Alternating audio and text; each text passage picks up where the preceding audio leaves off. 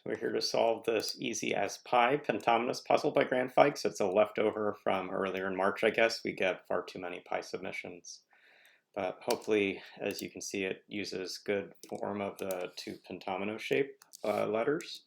We're going to just come through and start by putting in some forced shapes. And we'll start by using letters. There's a lot of actual choices for how you can implement the shapes in a pentominoes puzzle.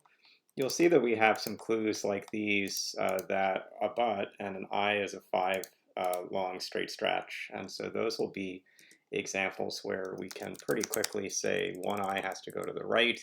This eye can't come to the left. There's not enough room, so it's got to come down. We've got another eye here, which has only this choice to go down.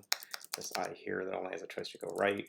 And this eye now is pretty cramped and can get these 5 cells, but no others. And so that will be a way we get started, and we'll mark the edges around these since that is how the solution will be checked for this style.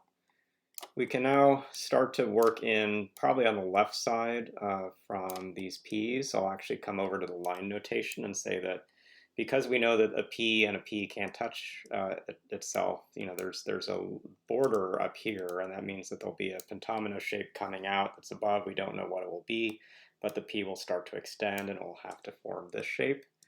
And we'll mark off what those mean. We get to where we've got the start of this pentomino, and it's got two options. It could come across and be an N, or it could come up and then force an L. And the issue is not going to be with the first thing this force, it's going to be with this other pentomino that's got these 4 cells will be part of it, and it could be an eye. If we form this N, that would be an issue because the eye would be touching other eyes, or it can be this shape. And so we'll mark this in. We again are just going to use the counts of these regions to get a sense. Pentominoes come in groups of 5, so there are 7 cells in this upper right region, so we need to get 1, 2, 3. These will be part of another pentomino shape coming out, and the end of this shape will be exactly here based on getting a count of 10 cells in this upper right corner. This shape up top has to take these cells, has to take this cell. We don't actually know more, like U and Y on their own, or P and L both look okay, but this next shape in the stretch is going to be another L, which comes back here and forces a U and not an L in that side. So we'll mark this in. We have another case where counts are going to matter, which is that we have a pentomino starting in this space, but this space has a total of 5, 6, 7, 8, 9, and 1 more.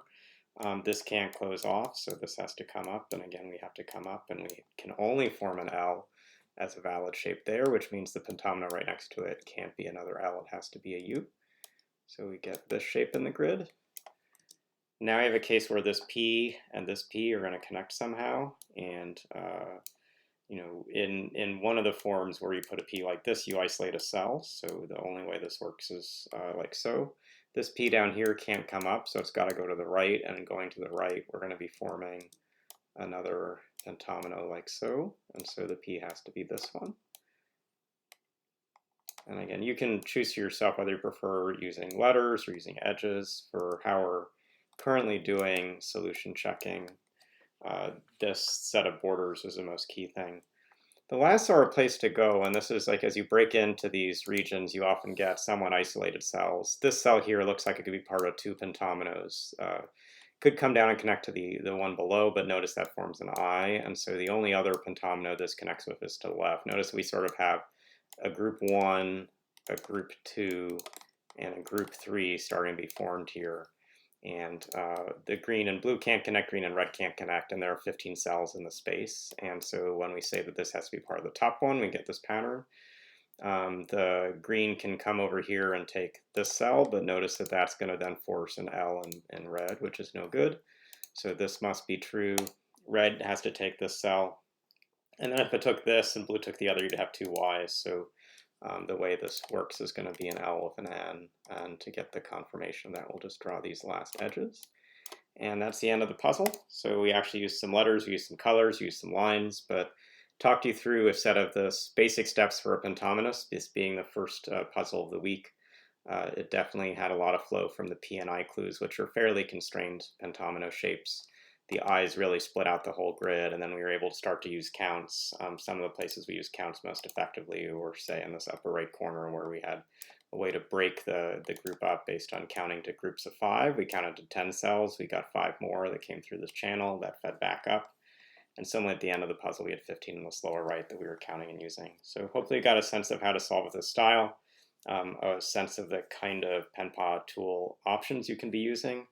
You can iterate through those with your tab key or by clicking on the options here: surface, line, number, and composite edge X, or the 4 that we were using throughout the solve. We'll see you again soon.